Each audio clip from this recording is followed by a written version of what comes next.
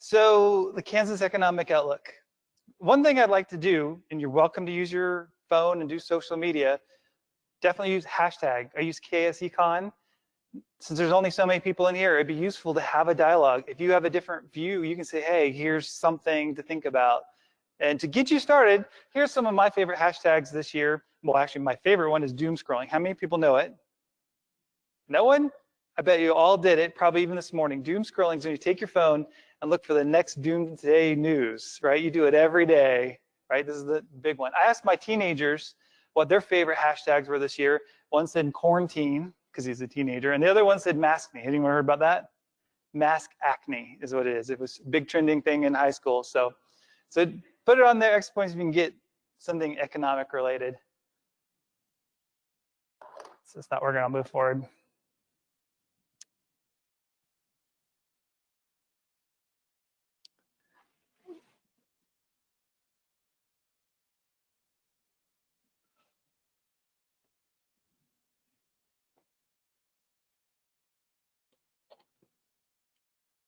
Oh, here we go. Resumed. That'll help. Come on in. We just started. There you go. All right. If I was here last year at this time, this is the forecast that I would have put up. And I do this every time.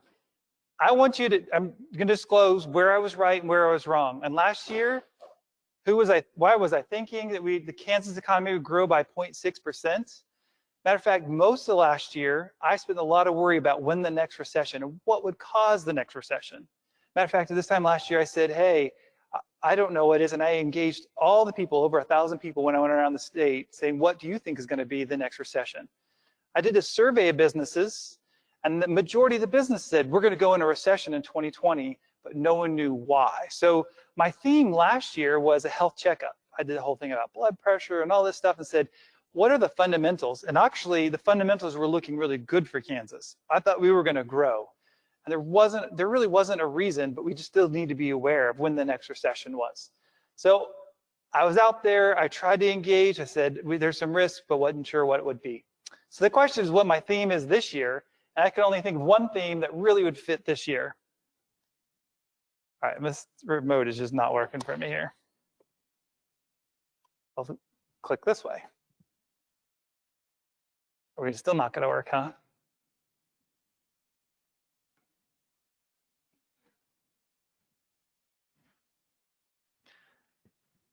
All right, now we're going. All right, the theme this year, the only thing I can think of is Shakespearean tragedy, right? It feels like it's been nothing but doom and gloom this whole time. And every Shakespearean tragedy, if you know your high school literature, has 5 acts. So I'm gonna break it up into 5 sections. And so if you think about supernatural forces, my first act, you think about Macbeth and witches and Hamlet and ghosts. So what is 2020? It's obviously gonna be COVID. And you've done all that doomsday scrolling, look at all this negative news, right? So I thought it'd be good to first pause and say, hey, what was real? I mean, you looked at all that news, is it something real? What happened in the broader context of the economy? Because let's reset it to make sure we understand. So if January was 100% for these sectors, and you move forward all the way to April, that shows you how much that sector changed. And you can see all the way down here, leisure and hospitality went from 100% to 51%, lost 49%. Right, we heard that was the one that was shuttered the most during the pandemic, or during the peak part of that when we shuttered the economy. And then you can see it's come back up to 76%. The one sector on here that completely missed it almost, which is financial services, banks, right? Banks were so busy handing out PP loans and refinancing mortgages and things like that. If they were laid off, they didn't know about it because they were too busy. All right. So although that's happened at the industry level, you might have heard some of these different groups of people that were highly impacted at the national economy. First, women were more impacted, minorities were more impacted, and you can even see, even by education, right? Lower education had a bigger impact at the national level, right? And it makes sense because a lot of these sectors are tied to those sectors that are called the hardest hit, the service sector. And so there's an explanation to some of that. Now, the big concern now is if that's the trend, And we keep with this teleworking world, working from home, and urban de-densification. By the way, there's tons of story about people moving out of New York, but it's not even the big ones. It's even smaller towns. Going to Kansas City, people are moving out of that downtown core. Automation forcing, by the way, automation forcing is saying that job is too risky because it's of COVID or whatever. You're just replacing it with a computer. It's just, at that point, it's too much risk as an employer side. If that's happening, you look at those professional service jobs that are in those urban areas, and they start going down the support jobs underneath them, which are secretaries and security guards and the hotel industry. In the urban areas, they've been highly known for being this upward social mobility ladder, right? They start there and they pay for education, they can move up. So there's a big concern that all of a sudden we're going to lose a lot to the dynamism of our economy. However, if you remember Shakespeare, plays from the beginning to the end is never the same environment. And for us to look in the rearview mirror and say, that's going to happen. If this happened before these trends, teleworking happened before COVID, I would say there's a big concern that we're going to have some more issues with labor markets. But because we're looking at a different market, I think things have changed. And I'm actually going to use several slides throughout saying how the labor market has changed, how you should start thinking about it a little bit differently than what people are seeing in the broadly at the broad national level. All right. You can't see it. You can't tell. Oh, yeah, you can. You can see the zero. This is not fooled around, not adjusted data. This is what personal income did in the second quarter of this year, right? And you can see I didn't change even the scale. This is 0%. Personal income went through the roof on the second quarter. On the right side, I actually showed the components of personal income. Now, usually it's earned income, the wages that you earn from your employer. It dropped, and it looks like it dropped by a little, but it dropped by a lot. Wage income dropped a lot, right? Another one on here is transfer of receipts. What is that? This is the unemployment benefits. Federal level, state level, going back to the households. Now, there are a few other components of personal income. You have dividends, interest, rent, and things like that. But they had such a small effect on this. This is what really drove it, was transfer receipts. Now, I point this out because if you thought during the summer when we came out of being locked down and the economy's getting somewhat back to normal, people were going out shopping more, and then as you even went into the fall, and you thought, okay, things are still feeling a little bit better, you got to remember it was pumped up with lots and lots of cash, right? Cash was really flowing through the economy on this. Matter of fact, if you talk to economists, it doesn't matter if Republican or Democrat, you're going to see that unemployment insurance is the most effective and efficient way of stabilizing the economy. We put a lot of money in it. Now, we could disagree about the $600, and I might talk about that later, how effective that is. Well, I will talk about it later. But the system itself really helps stabilize it. Now, we ran out of that in July. So why is it we're already going into October and September, right? We're getting these later months. How's the economy flowing? Savings rate went up. So during this period of time, the savings rate started going up because we had all this extra income. And so although these jobs that we're showing the previous ones, they were hurt, this income, we're just burning off savings right now until we burn it off because income hasn't really, earned income hasn't come back up. Jobs haven't come back up enough. So when the Federal Reserve said earlier, last week said, hey, we really need another round of stimulus, we're about to run into this cliff. We're running out of cash in the system. And that movement of cash through the economy, we were feeling it. We didn't see, where households are just oblivious, it's starting to disappear. We can see it disappearing out of the economy. And it's going to start slowing down, and we're going to hit a train wreck if that stimulus doesn't come soon. I was too busy this morning to see where we're at on the stimulus talks. You might have more information than me. All right, what was the impact of COVID on Kansas? Well, good news, on the employment side, it was a lot less than the nation. Now, if you heard my forecast, I was asked back in April, what was the impact? Impact even be the value of what you're producing and employment. I said, oh, it's going to be pretty deep. It's going to be bigger in Kansas than the nation. Then I did my forecast and I said, Kansas, I think is going to decline by 10.2%. And I thought Wichita was going to decline by a whole lot more. And I was wrong. So thankfully I'm wrong. But I think I'm still right. And I'm going to show you why I'm right later, and you're going to see why. But I'm going to tell you why I was wrong. Here's the components I didn't, and I had to take a simple assumption. I assumed Kansas was going to get the same amount of PPP loans as every other state per capita, per business. I thought our stimulus checks were going to be the same as every other one. If you want to see those slides, I can show you. I was wrong.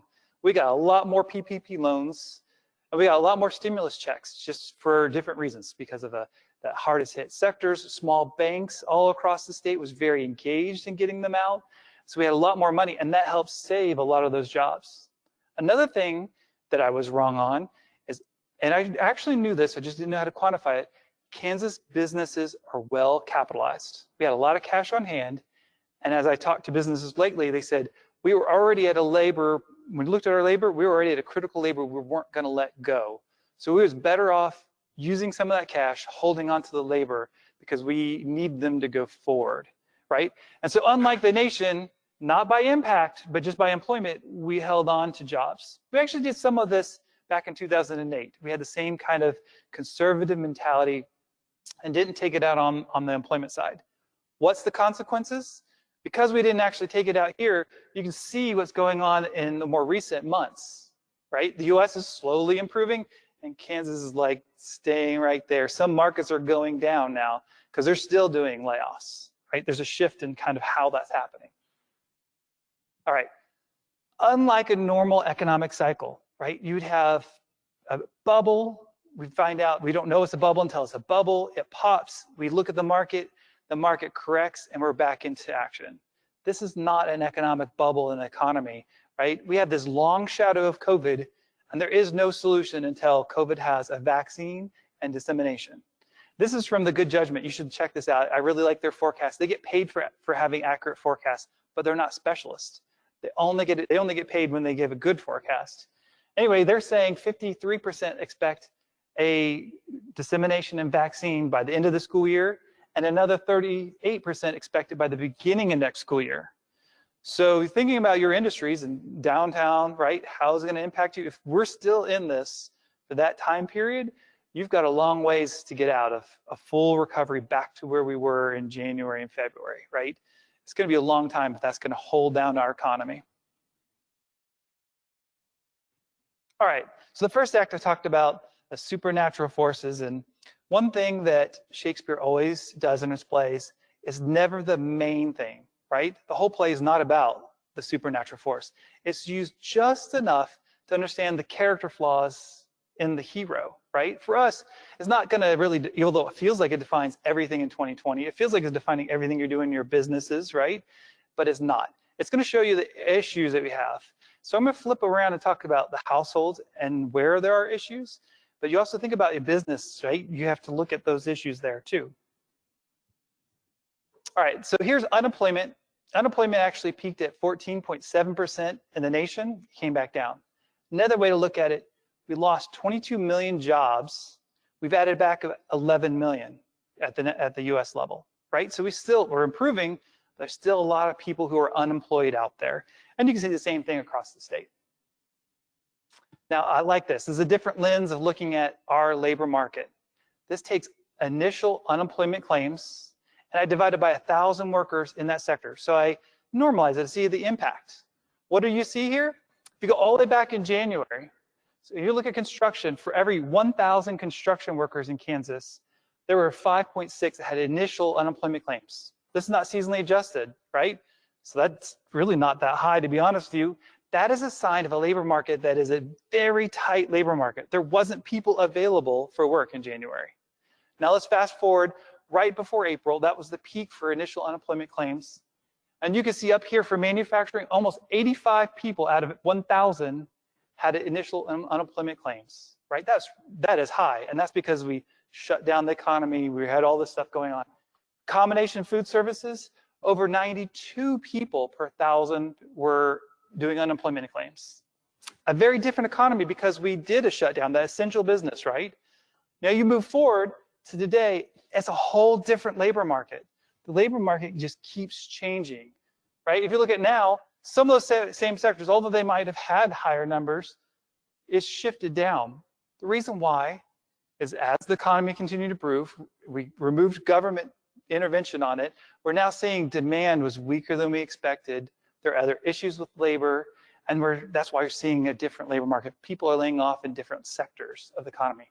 If we move forward to January of this next year, it's going to be a whole nother labor market, right? It's going to look very different than it was today.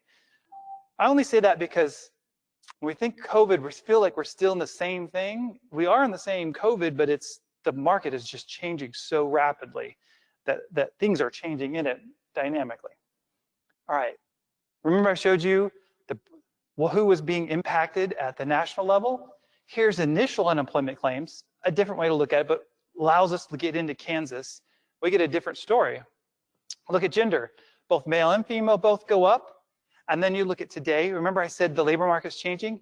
Men are getting more impacted today in Kansas. Why? It's because of manufacturing. Manufacturing is just wearing out Kansas right now. And that's why males were impacted so high here at the peak. It was manufacturing. The other sectors were being impacted, but manufacturing picked that up. At the national level, it was more of a minority issue. Here, it's more of one race issue that's being highly impacted, and it's Black, right? The highest impact, other minorities weren't impacted at all. Usually had high education, highly engaged in the labor market. The right to is what's really fascinating. Very different than what's going on in the nation, and it's unique here, right? There's two stories here. The further you get in your age of career, you're more likely to be unemployed now. Now, this is not volume, this is kind of the impact of it, right?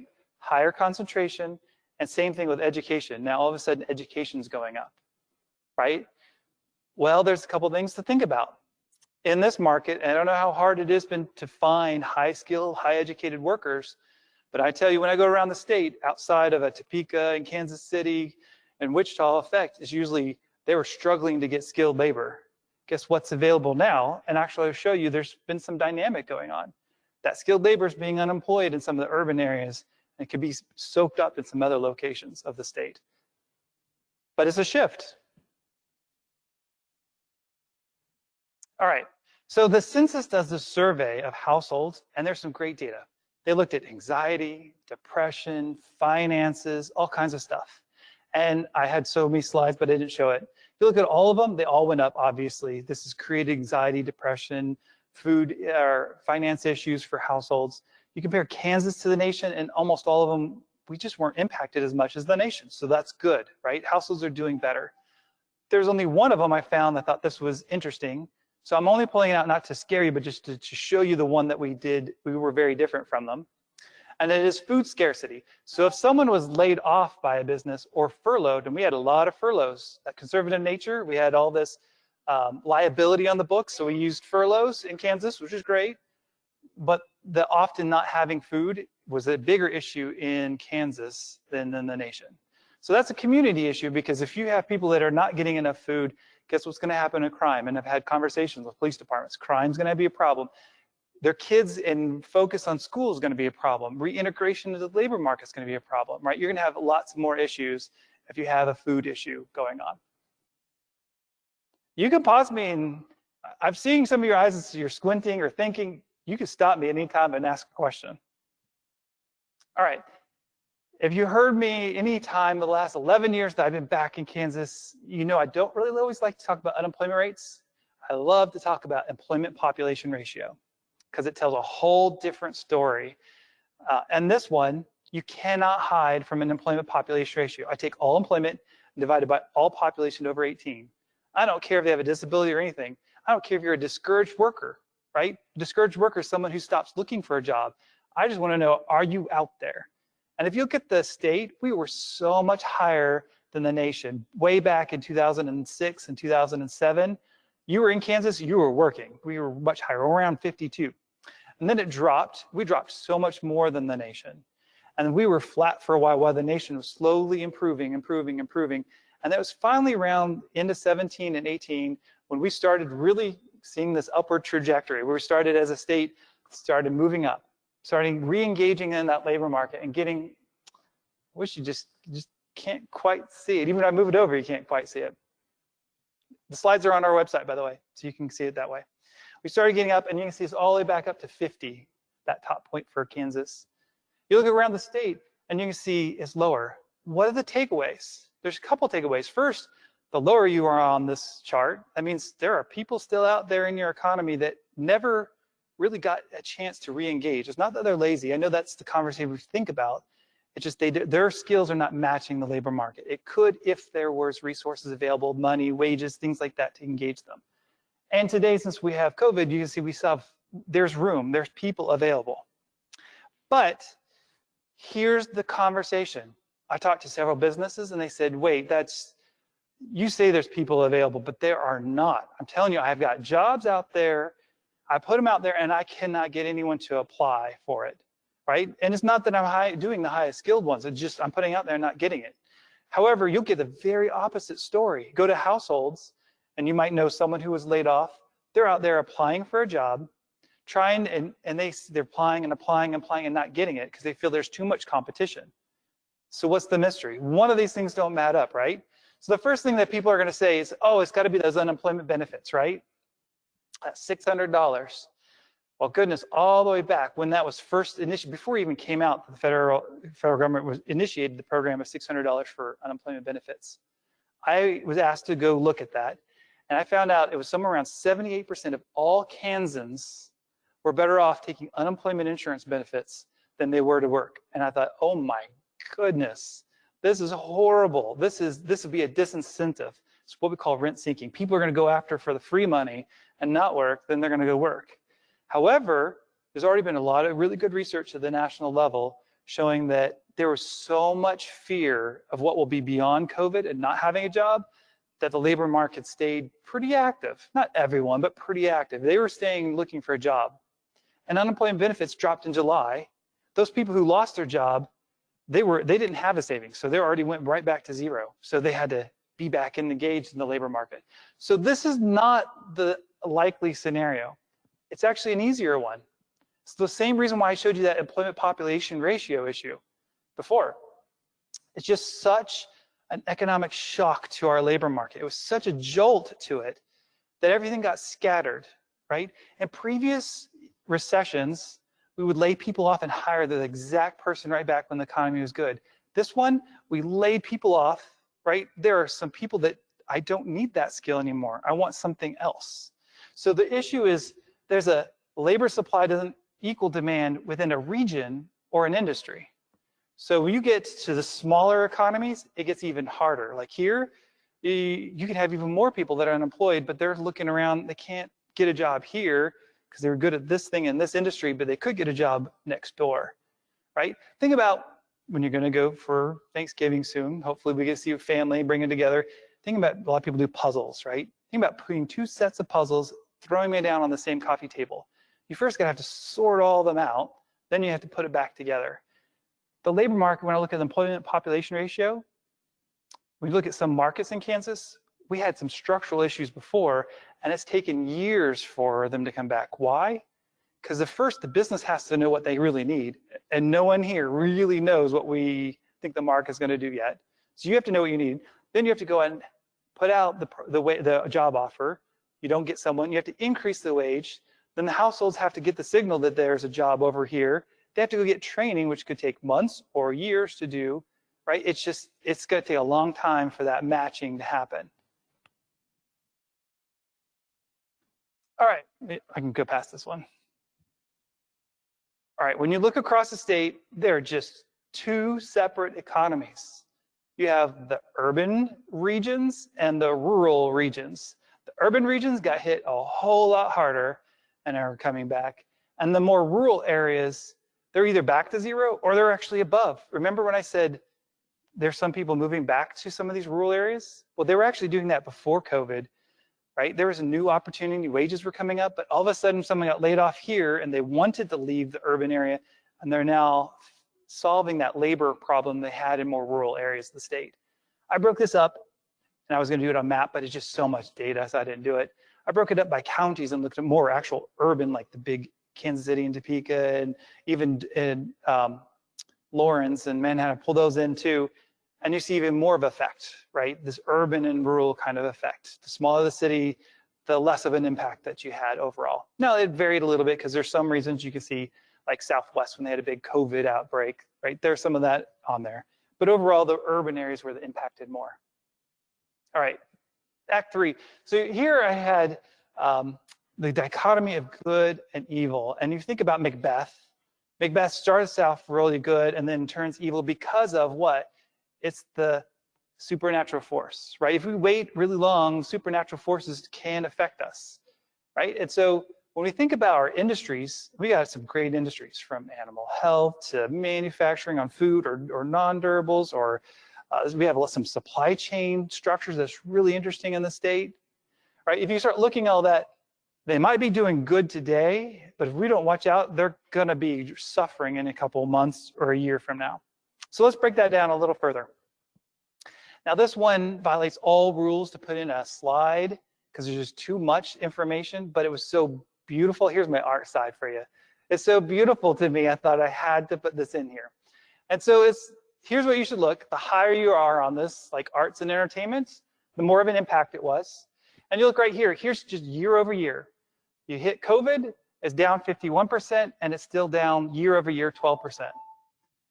But you get a very different story when you move over here and do month over month. It came down right away, but it's also been coming right back up, right? Every month it's doing a little bit better, a little bit better. But there's a different story when you move down this list. They might be impacted less here, but remember when I said the demand has shifted? All of a sudden they're finding out there's less demand than they expected. They furloughed them, they brought them back, now they're doing a layoff, right? It's a very different story when you start coming down further on that list.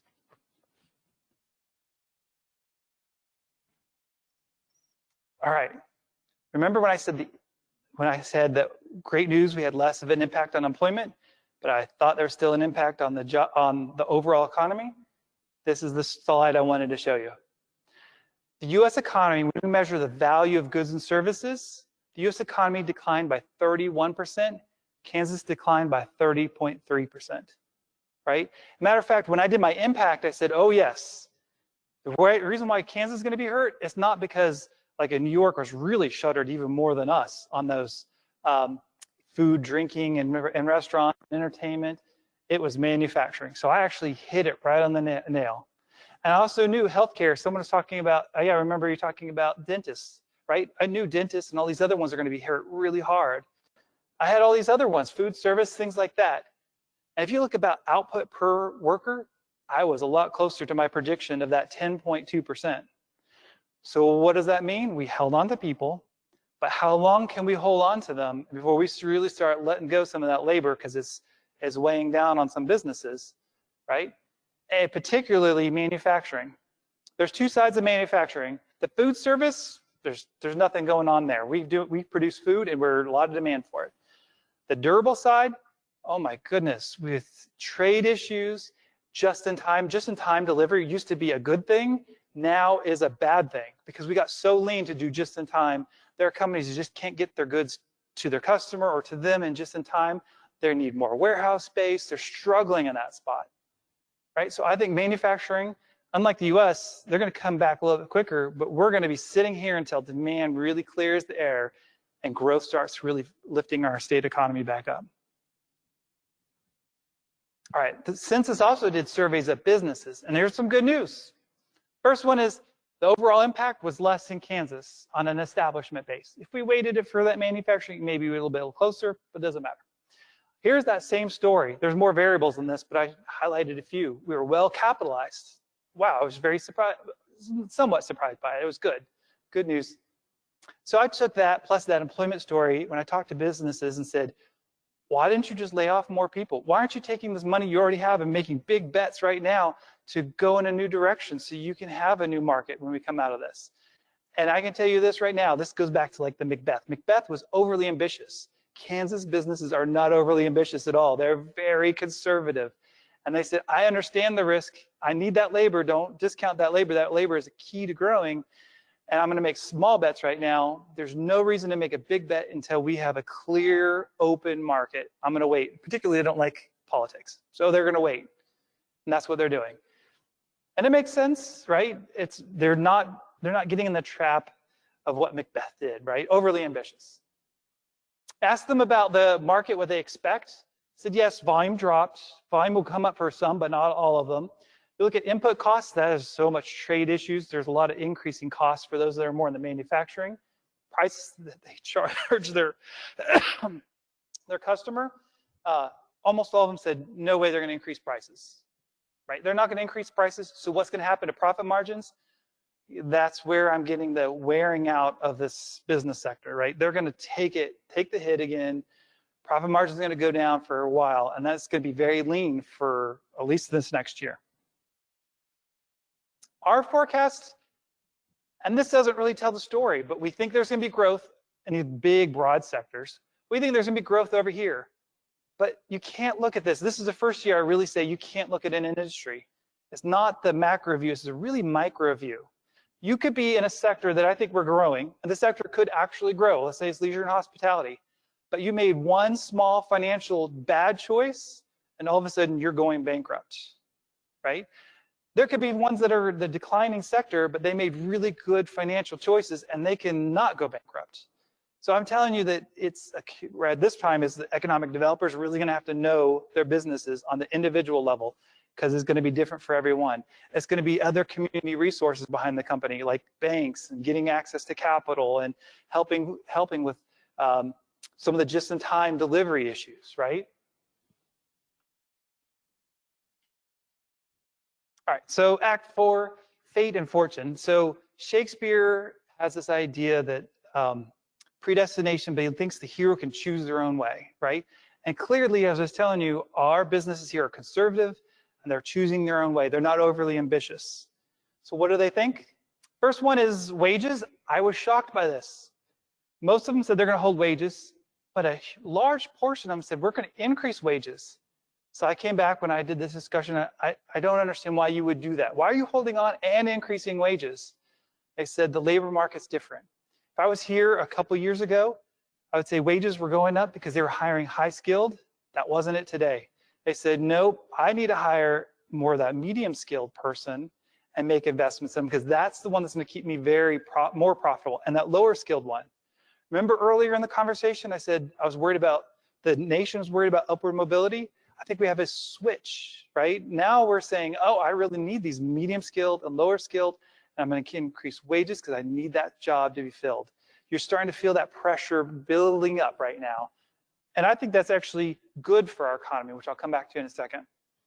So I showed you a few slides ago that higher income, higher educated people are exiting. And unfortunately, I think that's going to continue a little bit. So that's going to take downward pressure on our forecasts. And then you have increases in that lower and middle income, but have upward mobility. So overall, I think our forecast for wages is going to be flat next year. This makes it look like retail sales are going to grow a lot. But let me tell you, at the national level, retail sales, we're already doing this the whole time. We are so below the growth in retail sales in the state. We've lost a lot. So my growth here is really just pent up demand. Businesses are overly conservative. Households tend to be overly conservative here too. And we're holding on cash. As soon as we get past into the second quarter of next year, we're past the presidential election, doesn't matter which way you look, then we're going to finally take a deep breath and purchase some of the things that we need to purchase. But I don't think it's going to put us back to where we're at. We're still going to hold on to cash. Businesses, when they ask them, right, most of them are going to stay the same. But look, there's an increasing share of the businesses across the state that said, oh, I'm backing out. We're going to have more losses this next year. We're going to lay off more people. So be prepared for that. All right, this is the widest forecast we've ever put out. So let me explain it. First, I still think we have to have a stimulus, or we're going to be in a lot of trouble for the national economy and state economy. But if we get a stimulus, my lowest forecast is almost 0% or a little decline. And in that scenario, we ran our model, statistical model, all mathematical. In that model, it says we could shut down the economy again, or we have outbreaks because of schools, or we don't really get that vaccine in the spring, it's maybe in the summer or fall, right? That's that scenario. Consumer sentiment remains negative through the presidential election. We're just staying really grumpy and not spending, because what drives our economy is spending. So in this case, as you watch what's going on, you think things are going to stay negative, it's going to be flat or zero. On this other side, all the way up to 1.1%, that's fast growth, by the way. That's really fast growth for Kansas. But that one, we take an assumption, again, we have stimulus.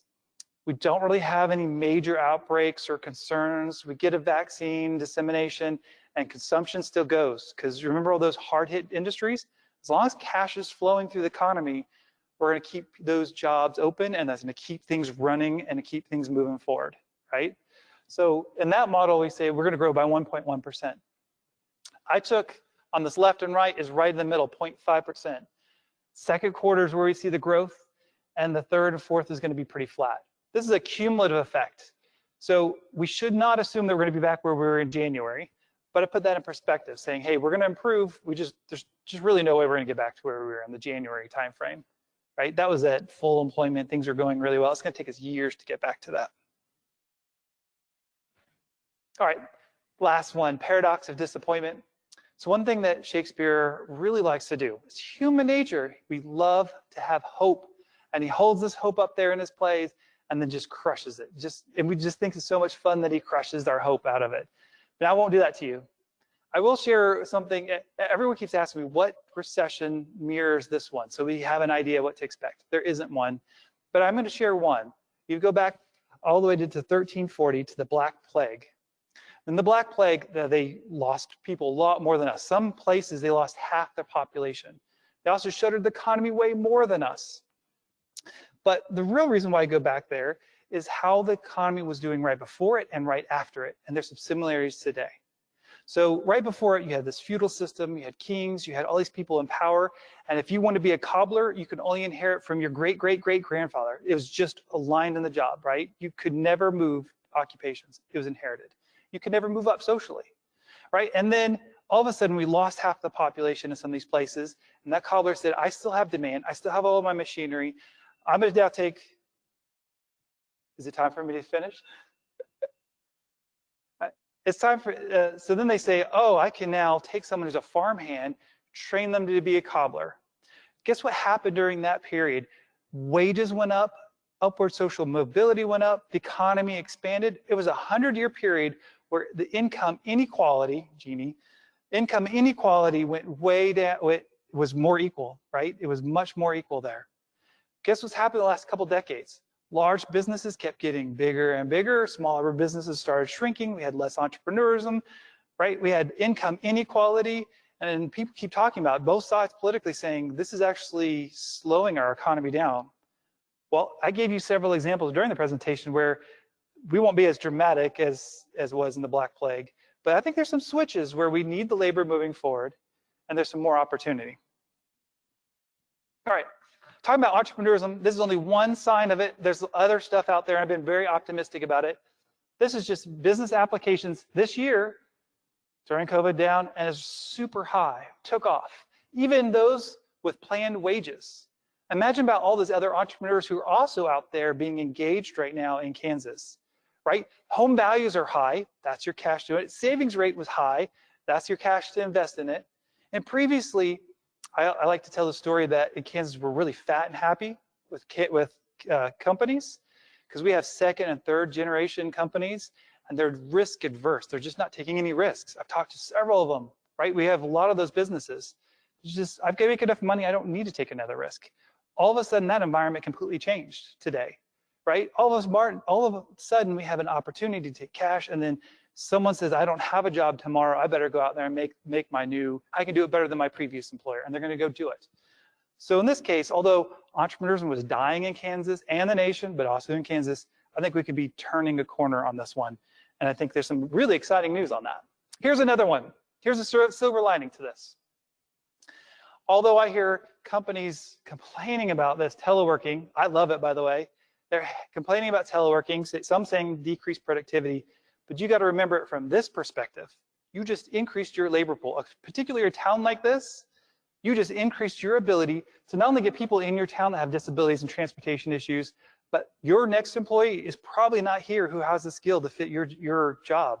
It could be someone right over next door. Doesn't mean all your jobs are teleworking, but that's part of it. You just increase the labor pool. The more we use this, the faster our economy is going to heal up those labor issues. Next one, removal of rules and laws. Telehealth. This is one of the most well-known now. You can now be at home and talk to your doctor and they can get paid. Before they couldn't. Rules just prevented it. Think about all the rules we eliminated in the state and in your company As soon as COVID hit, well, forget about this rule, this rule, this rule, this rule. That's actually a good thing. We were overburdened with all these rules. You get that down, you reduce those burdens, and you can get a company to be more nimble. Particularly those large companies who just keep growing and growing and growing. I have my stocks that keep going up, those large cap, mega caps, right? All of a sudden, I think that's going to switch. You now have an environment with a medium cap business or a small cap business who says, I could be more nimble. I can get more of the labor now that I couldn't compete against you, large company. Now I can. And guess what? The market has changed dramatically, even the access to the market. Large businesses are struggling to figure out, they control some of it, but they don't control everything. So that smaller business, the entrepreneur can get in and take over a customer quickly. The last one I would really want you to refocus on is we've been sitting on all this software. We didn't use it until COVID. Now some of us are going away from it, but we have all this stuff to get productivity. Over the last decade, people said productivity just was flat. We weren't getting much more out of per person. If we do use this, productivity goes up, and guess what that's going to do to the lower income and middle income? It puts more value back to them, and it reinforces a better wage, and as a company, you're getting more value out of those employees. So I think we're going to see a switch there, and I think if we keep adapting to it, we can move forward. All right. I better stop. Oh my goodness. No, I didn't go over the whole time. Oh, I was thinking I used up the whole time. Thought I used all your time, so we got plenty of time. There's a lot of creative destruction going on, and that's a good thing. We had old industries that needed to be destroyed. I think some large companies are going to be taken down a little bit, hopefully by some smaller and medium-sized businesses to get more competition in it. But if I was to give you one answer, I think it's going to be very difficult. And I think the best one is at the very bottom, ad astra per aspera, right? There's just not a better forecast than that. It's going to be tough. I can answer a few questions, and then I'll turn it over to Steve Jack. What questions do you have for me? Yes. Nancy.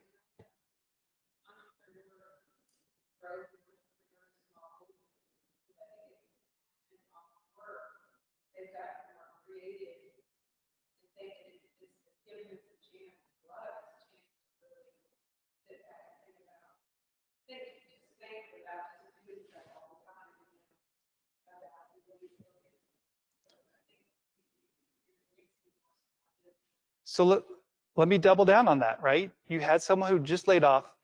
Back in 2008, they were at a big employer. I got laid off, like, I don't need to do anything. I'm going to come right back and get the same benefits, do the same job in a few months. I'll just take my unemployment benefits. I'll go right back. Today, that job might not be back. And I'm not sure I actually really liked working there. And I think they did things all wrong, right? From the employer side, they're going to sit there, I could do it better. I think that's exactly what's happening, which we didn't see the previous recessions, recent ones. Good point. Yes.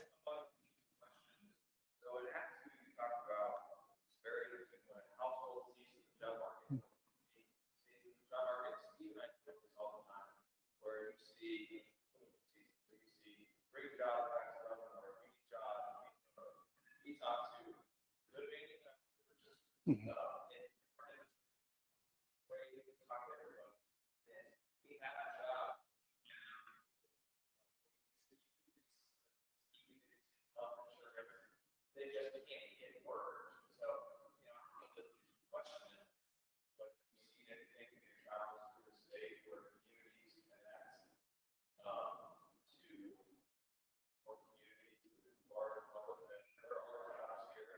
Yes. Yeah.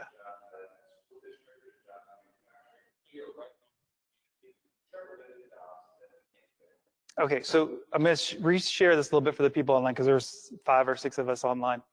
The question was talking about economic development and looking at over the last couple of years where these industries have jobs, but they're struggling to fill some of those jobs. Is that right?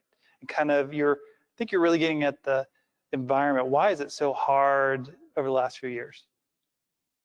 So first thing, when you start looking at that labor demand, I looked at this, I think last year. I spent quite a bit of time because we were talking about such a tight labor market. Why is it so hard to find people? I went back like 100 years. I went back even more than 100 years. And I looked at newspaper articles and economists what they were saying. And guess what? It's the exact same conversation that we had 50 years ago, 100 years, 150 years ago, it didn't actually change. We feel the exact same way. Employers have always said, I can never find the skilled labor that I need. That has not even changed at all, not once. Now we were going over the, especially feels like it's eternity because there's a decade there where it was pretty consistent. Like we got tighter and tighter labor market, and it got a little harder and harder, and I was showing you some of that. But what was the nature during this last expansion from 2008 to here? We had a point where for a long time the employers had all the power. They didn't really have to increase wages. I had surveys, you should have heard me previous years. I did surveys and pushed back on this. They didn't have to increase wages. They said they increased wages, and they did. They had to be competitive here and there, but they really didn't have to compete. So that's why wages in Kansas were flat for a long time. Especially in Kansas, we had all these people unemployed, so we can say we increased it. I looked at the data, we're not really increasing wages. We didn't have that upward mobility. Employers had all the power, and they just, I mean, they were growing, but they just didn't need a lot more people at that time. There's exceptions to it.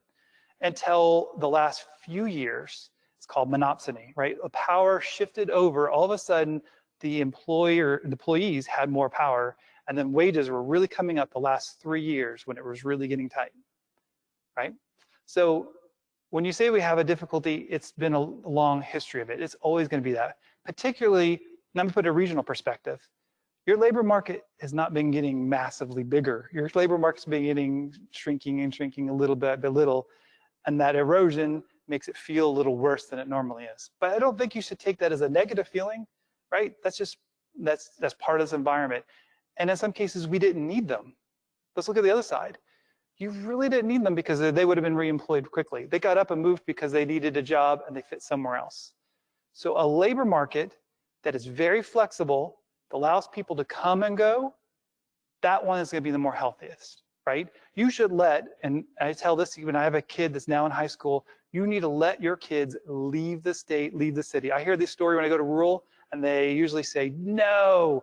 I said, you're wrong. They're going to go away into another state, get skills, and come back, and they're going to be more productive for you when they come back. You need to have an open, free labor market, and you have to have the incentive side to make sure they can come back. And then all of a sudden, you're going to solve those other issues. Now, I told you more of a story than I helped answer because you also didn't have quite a question. Oh.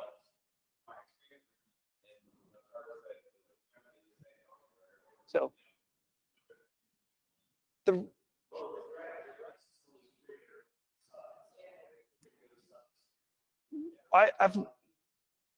I've looked at skills. I had this conversion of this matrix of the jobs that we have and skills and knowledge that we have. We're actually very talented in the state. I mean, we actually high skilled. It's just really harder to like show it. And so these other states are saying, oh yeah, we could solve it. They're lying through their teeth. And I see out migration from Kansas to those other states for the same jobs we could have done right here with the same employee that was already sitting right here. So Kansas tends to be way too modest about their labor market. And we also don't have the other programs to help back it up. The other ones are putting behind it. And so we're losing them. So those same employers could have been right here and actually happier with the same employees who would have rather stay here, but they're actually migrating out. I should show you this migration one. I can show you, I did every county in Kansas and looked at every single other county in the entire US. And there's some common themes. The industries are driven. We go to industry. So they leave here for an industry to another industry when they got a job over there, and they will come right back too. So to your answer, we don't have it. We do have it, and they're going to move here just the same as they would have moved away. When it's across the nation, when it's East Coast, West Coast, it's industry driven. When it's around us, it's more the professional services. They move in and move out. I could go a whole long story on that, but I better stop because I want you to get on. All right.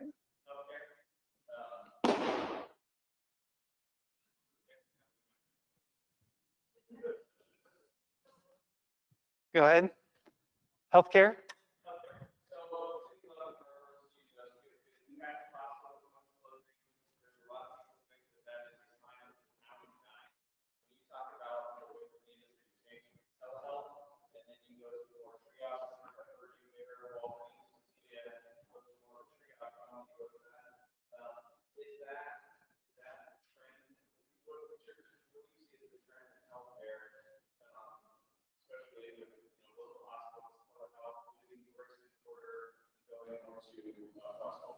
So I don't know any detail about your healthcare, so I won't go too far, but I can tell you this, because I talked to, KU has this Department of Rural Health, and I had them out, they're looking at the new model for Kansas, and they show this slide about Kansas and the nation, about how many hospitals are losing money.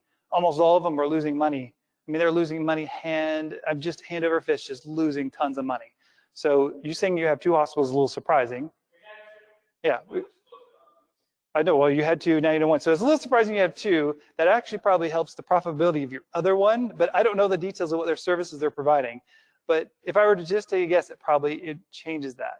And the whole telehealth, honestly, we got to embrace this. You're not going to be able to do specialty service. I don't even know your town, but I doubt you're going to do all the high specialty services. Not even Wichita can do a high specialty services. There's a point where you have to go to mega cities like Atlanta and so forth. More of that shifting to concentration of skills in medical, that's clearly happening, right? They have to get much more efficient. And that means Topeka has a role being part of your health provider. Kansas City has a role. And then even Dallas would be the next, Dallas. And those are the ones that they're going to be all part of the solution for healthcare. You're just not going to get it all wrapped up like you had before, right here. That's just changing. And I can tell you the broad theme, that's changing. But I'm not an expert in that one, so I'm going to stop there before I get into trouble. And I really want to switch over, so why don't we switch over and you can talk to me later. All right, I'm going to put my mask on. And here you go. Okay. I couldn't get my mouse to work for some reason, so I just did arrow forward. All right. I appreciate Oh, hold on one second. People online want to hear you, so. Okay.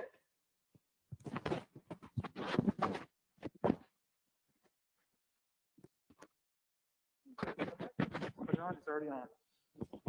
You can put it on, put it up here on your pad.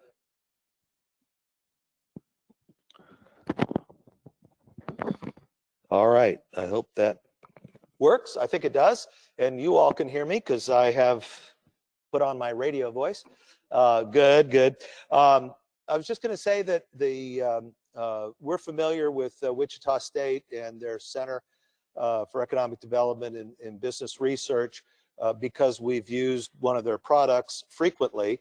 We haven't used it in the last year or so, but we have had contracts in the past where if we are working with a company coming into Leavenworth County and we have to go to a city commission, city council, a governing body for incentives, we want to show what return on the investment of the incentives is going to be.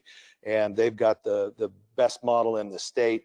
And so we plug in the number of jobs, the wages of the jobs over a 5-year period, and then beyond that to 10 years and what the return on the investment would be, and also the capital investment of the company is making in a community. And so all the tax rates, the local taxing rates, school districts and the like are plugged into their model, and so we pay a fee for each one we run. So anyway, and we appreciate that.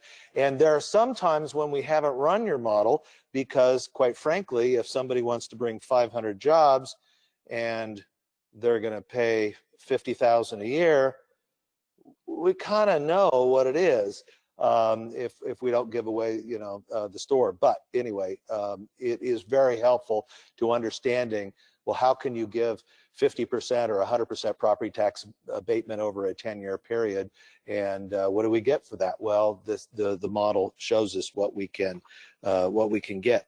So I know that you've mentioned your distaste for unemployment rates as a model, but I'm not an economist, and it's something that at least in bits and pieces can tell you some things. And that's why we have lots of information throughout Jeremy's presentation, a lot of different charts, and a way of looking at the many different facets of an economy.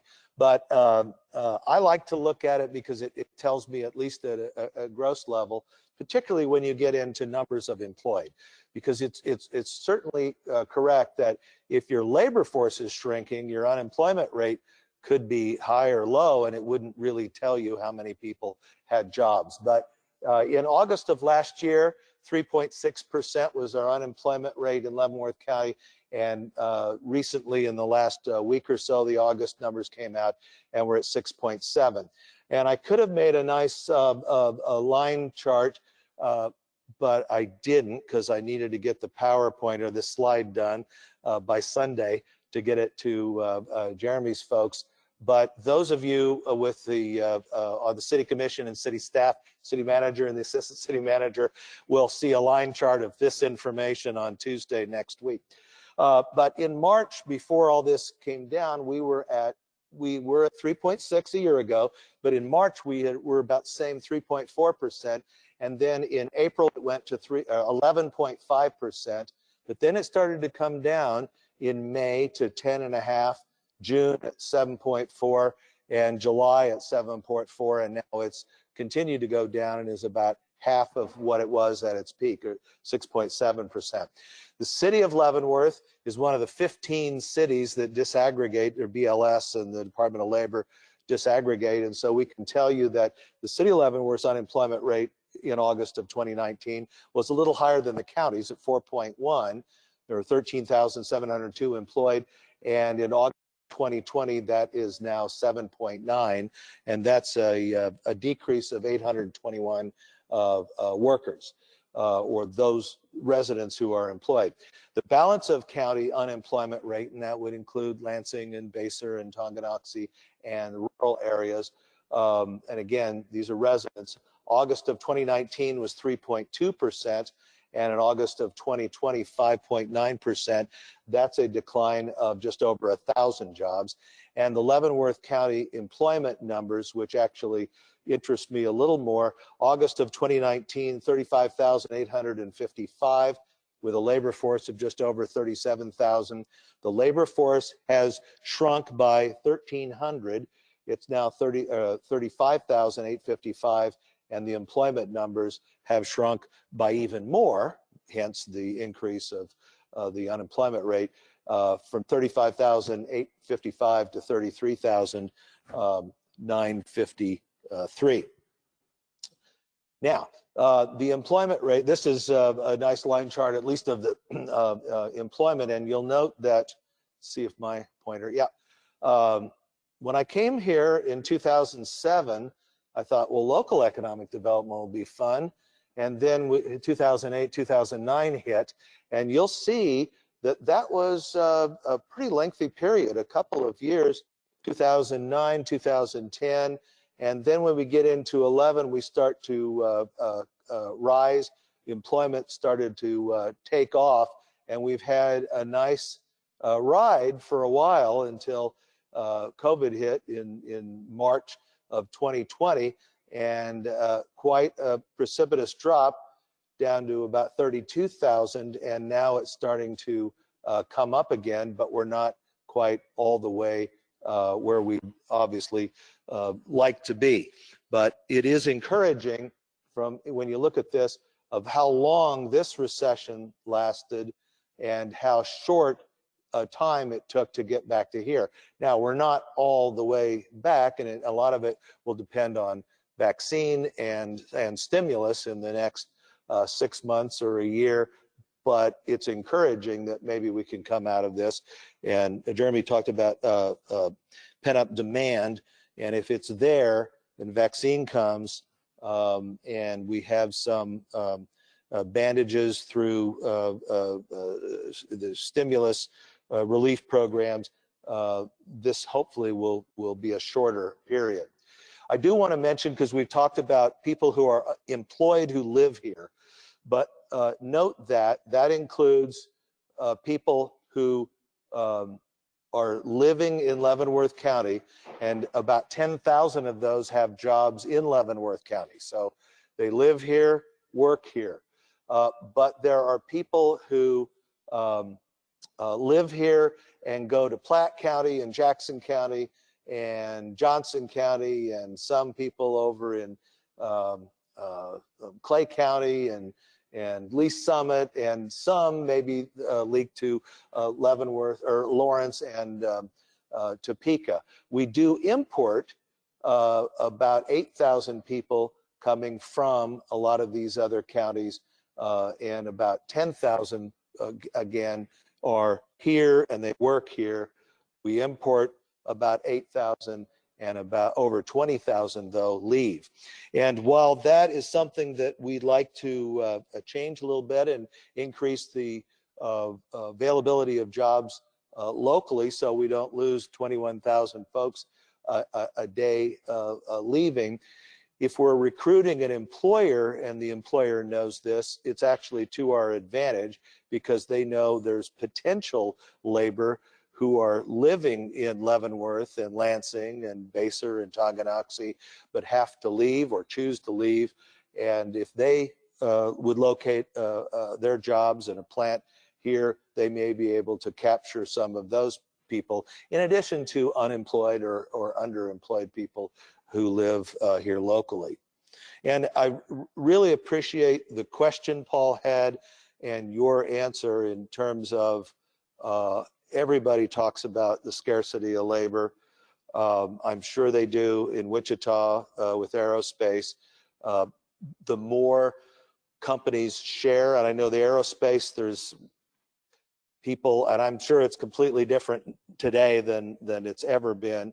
But there's a lot of, I was going to say volatility, and that's not what I mean, more fluidity of people moving from employer to employer. And so anyway, that's something that we need to take note of, because we're in a labor market, or a labor, an MSA of 2 million people.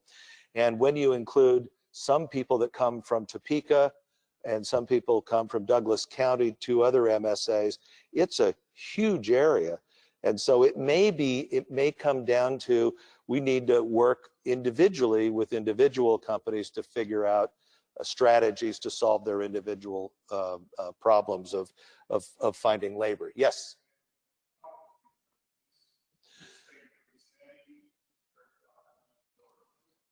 Yeah, I had this chart a few years ago, and I can't even remember where we got it.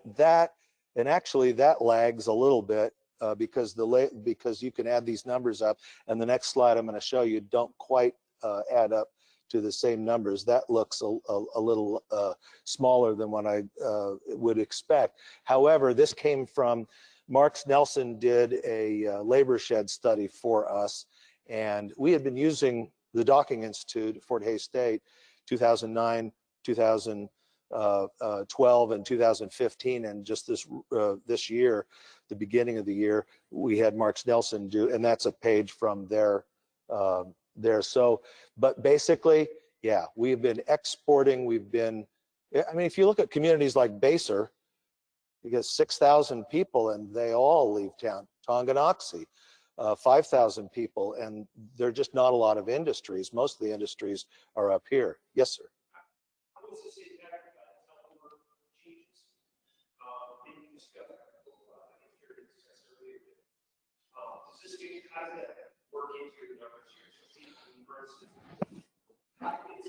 You may see or will be seeing over the long term stuff where it's more important people who work here, right, or outside communities, but this is where they live and work. Working for an outside company, or stay here, work here, or not. Well, and I'll tell you what I think, because I didn't crunch these numbers, and then maybe Jeremy can weigh in on that, but I think it would be likely that, and I'm guessing before, it's probably a smaller number than what we're talking about today as the economy is changing. But I would assume if you're working at Sprint, you're one of these 21,000 that leave, even if you don't leave your house, wouldn't you think?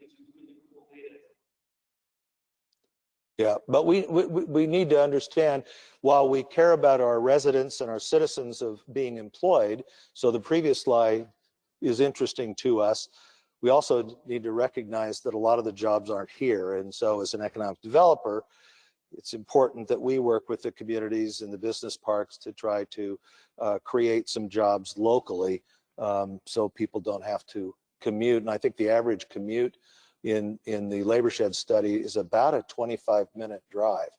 And actually, that's one thing that I love about this area. Growing up on I-70 in Manhattan, moving to Topeka, living there for a while, moving to Lawrence, moving to Leavenworth County, that I can get around on that I-70 corridor, and the highways are really pretty incredible. And you can be about anywhere in about 30 minutes within a pretty big geographic area. Okay, the regional economy, the year-by-year numbers, this is just a one-year shot from 2018 to 2019. Atchison had 5,569 jobs, Jefferson County 3,700, Leavenworth just under 21,000, Wyandotte 90,000, Johnson County 353,000, and Douglas County just under 50,000. In terms of a trend, Atchison was down this last year by 1%. Leavenworth is down 0.5%. Wyandotte County is flat.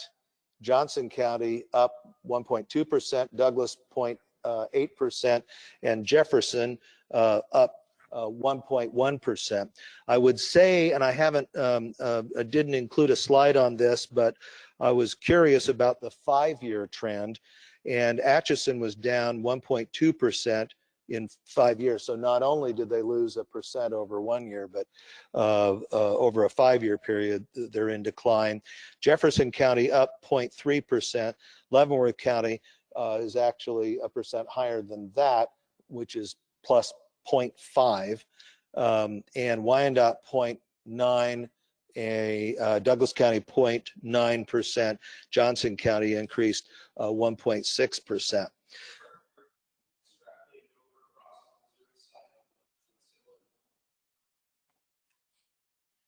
Oops.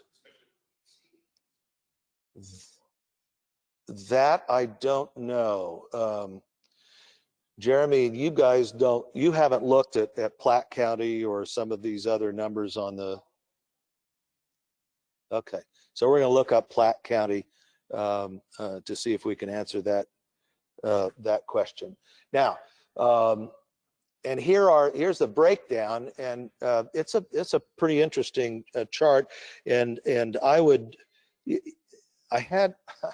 there's an interesting number. Of course, we work with a lot of manufacturers with LCDC in the communities, and this showed about 112 exactly, decline from 2018 to 2019, 1,311 to 1,199, which is a decline of 9%. There was also a decline in professional and business. It is could be, and again, I don't know what all that includes, but defense contractors, as you know, locally have been declining for several years since sequestration hit DC, and that has impacted negatively a lot of the missions at the fort. But what we do at the industrial parks and around, particularly around Leavenworth, is focus a lot of our attention on manufacturing. And we know the manufacturers. We know Central Bag and Hallmark and Great Western and Hetron and Hankey and Zephyr and Cereal Ingredients, and so I'm trying to think HMC powder coating and LP powder coating, Midstar Lab, Canaan Stoneworks, and I'm trying to think, where did we lose 100 jobs? And it's hard to know, because we kind of know where those 1,300 folks are. So some of the data, Jeremy tells me that in the first quarter of 2020, it showed that was starting to reverse itself a little bit, but that's of interest. The decline in professional and business is of interest. Education and health, and you would think from 2019, I think had Cushing, I don't think the hospitals are in that line item or that category though.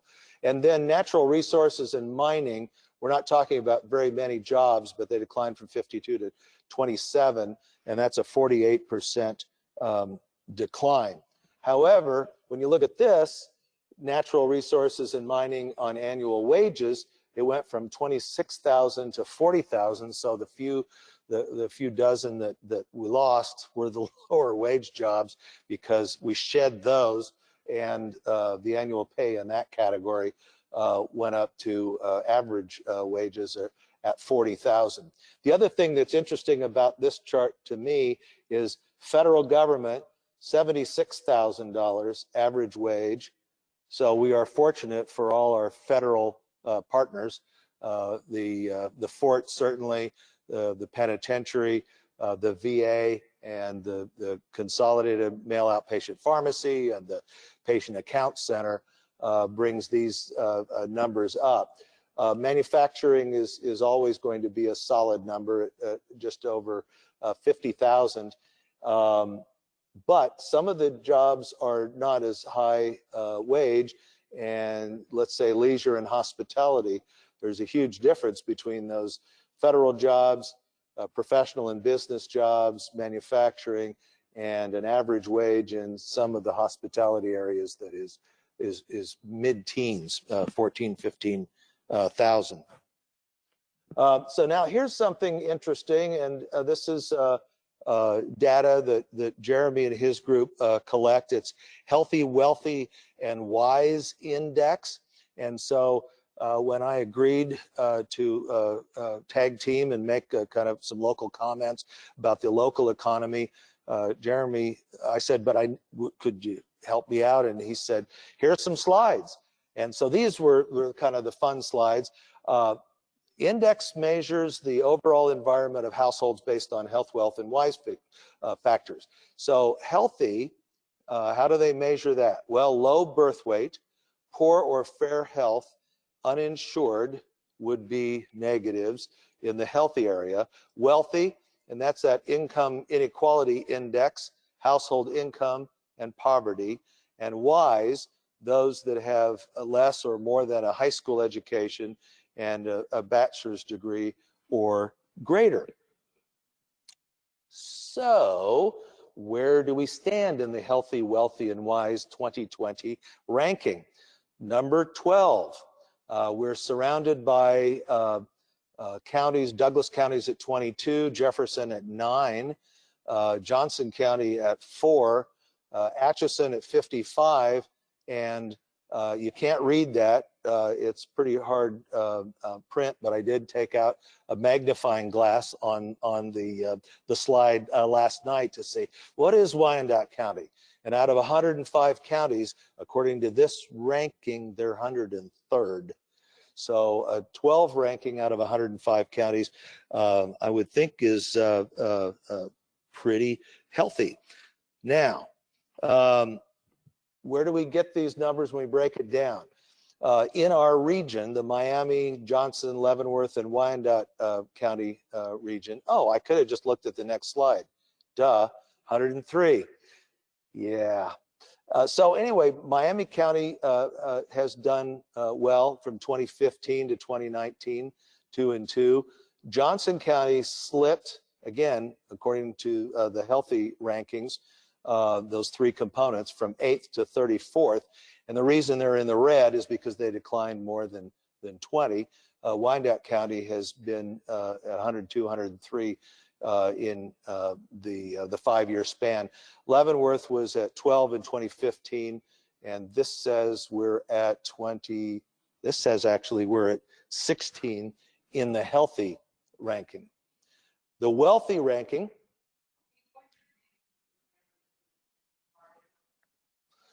Why Johnson County? It would have been because we were talking about the healthy component. Birth weight, poor or fair health, and uninsured. Could have been more uninsured folks.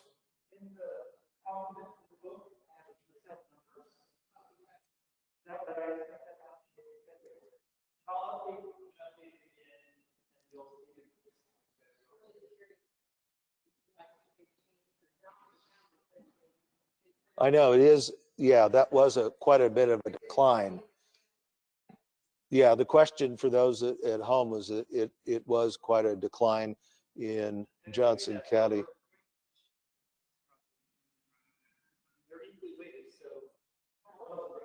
Yeah, one of them dropped pretty precipitously for Johnson County to drop from 8 to 34.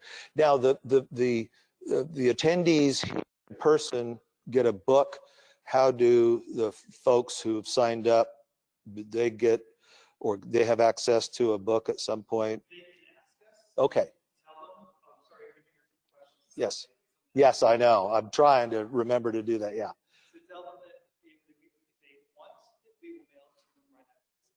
Okay.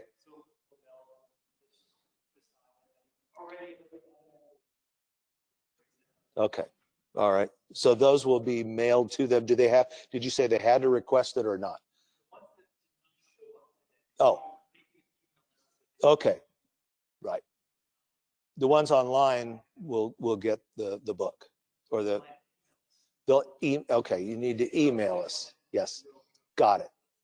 Okay. They'll send it to you. All right. So now we're looking at wealthy, Leavenworth again, 16 in 2020. And then the WISE ranking, we're 15. So we were at 16 in healthy and 16 in wealthy and 15 in WISE, but overall we were 12th because there were some other factors that dragged people down. Now and I've just got 2 more sections and then we'll wrap up my section. Business easy for me to say, Dynamism Index is something that currently measures 2 dimensions of the business environment: diversification and expansion. And industry diversification is employment, number of establishments, and payroll, these 3 factors. And expansion measures employment, establishment, and the annual wages. And for business dynamism rankings, we're at 12. We are, we are surrounded by some counties. Atchison's at 35, Jefferson's at 34, Douglas at 3, Johnson County is at 2, and Wyandotte County is maybe on the next slide. Yep.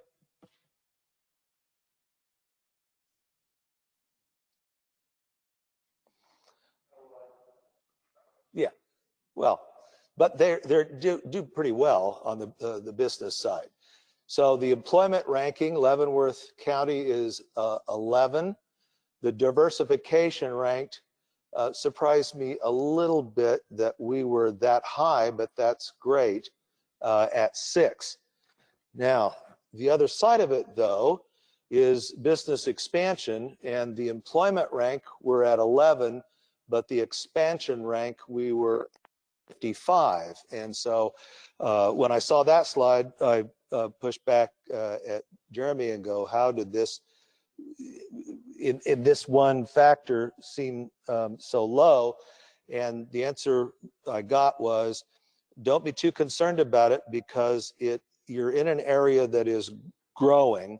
It doesn't mean we're in decline. It just means that there are some counties in the state that grew a little faster. And so my final slide is kind of the anecdotal economic developers' perspective of where we are. and in terms of future outlook and what I'm looking at, I think that having the 2 new business parks, and I was just at the Board of County Commission meeting this morning, and of course, one of the commissioners said their ribbon cutting scissors were getting rusty, so that we need to get on it and get more. But having the Leavenworth Business and Technology Park and the Tonganoxie Business Park really do put us in a better position than we have been in for 20 years in terms of trying to attract larger companies, meaning 50,000, 100,000 square feet, 50 jobs, 100 jobs, and higher to make a dramatic impact. And I believe, and Paul would probably agree with me, if it had not been for COVID, we probably would have a building in the Leavenworth Business and Technology Park. We have not experienced a decline in prospects and leads. They're actually way up over last year. There's a lot of activity, but there are some companies that have put their plans on hold temporarily until they see what 2022 is going to be like. Urban Hess and the Gary Carlson parks are smaller and more mature parks. Urban Hess and Tonganoxie, HMC built a 10,000 square foot building in the last year. Wilson Glass this year came over from St. Joe and built a business. We have a project that we're hoping to close on in the next week or so that's actually on the property, moving dirt. We're calling it Project Metal, and it's a metal fabrication company that's going to bring about 30 jobs to Tonganoxie. And then the growth at Cereal Ingredients. And that growth, when they came 15 years ago, they promised, they brought about 30 jobs. They promised 55 for a trade for the land, the 5 or 6 acres to build on. They hit 100 jobs a couple years ago, and wanted another 3 acres, and we had to, the city vacated a road right to the north of them. And so they promised 32 jobs to get to the mid 130s or so, and now they're at 200 employees. And so they're a company that is likely to continue to grow in the Gary Carlson Business Park. So we've got a couple of business parks that were for a while pretty quiet, and now are starting to catch on fire. Many of the Lansing developments, Quick Trip, Mutual Savings Association Bank, they announced Harbor Freight will be building a building and a business on K7 along the main drag. And then the city just took over Town Center, which had not been, is still not really developed, and there's quite a bit of space there. And the city just couldn't depend on the owners of the property to be aggressive enough. You talk about conservative businesses, and I think that the city will be a little more aggressive in trying to promote Town Center. Wolf Creek Junction in Baser, Alcove Development out of Lawrence just announced a $30 million housing and assisted living development. And then new housing developments, obviously Baser and Tonganoxie really never took much of a breather through this last decade. But the West Glen housing development just to the west of the new business park will add over 100 homes, right, to Leavenworth, and that's the way you can grow. Obviously, you want to bring jobs here, but you need places for people to live. So I'm really encouraged about the future outlook. And one thing that I didn't put on here, I was just thinking about as we're sitting here, was the impact, positive impact over, particularly over a short term, starting potentially next year for the next 3 years beyond, will be the construction of a $350 million new federal penitentiary next to the existing federal penitentiary. And depending upon the use of the old one, whether it's a training facility or a museum or both, that impact, first of all, keeping 300 federal jobs, high-wage jobs here, but also the construction jobs. And as you'll recall, those construction jobs are pretty high wages. I think that's a real positive that will help the base of the economy in Leavenworth County in the near future. So, and with that, I'd take any questions that we haven't answered during my presentation, and then turn it back to Jeremy.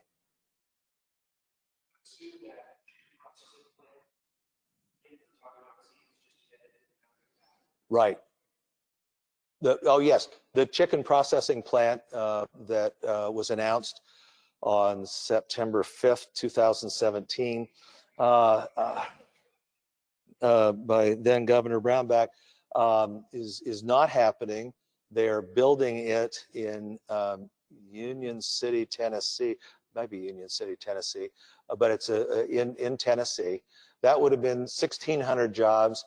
The average wage about $30,000 a year, and it was about $330 million investment, but was opposed by folks living in the southern part of the county, and so they backed away from it. And we are obviously looking at other kinds of businesses. I think, you know, one thing that was interesting about that exercise was they were really convinced they could get 1,600 people looking at the labor market in this area. So we did a good job of explaining the labor shed. What it also does is temper the kind of food processing that we could probably bring to Leavenworth County. So I think that that food processors and that part of the economy, I mean, we are in the middle of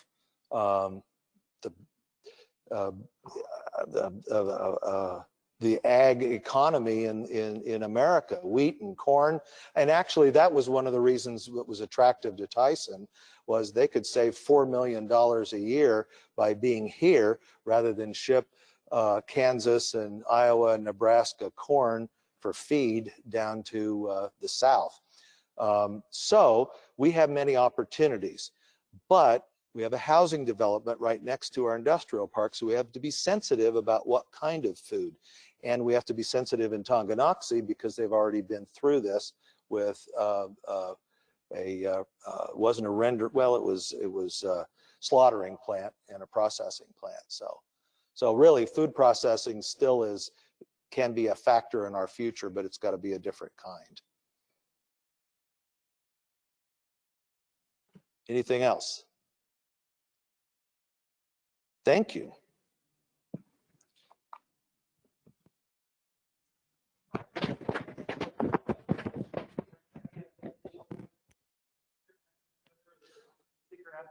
By the way, class, year over year for first quarter, actually the same data, they grew by 0.8%. And I got the math and the rest of the other counties. And for everyone online, thank you very much. Have a good day.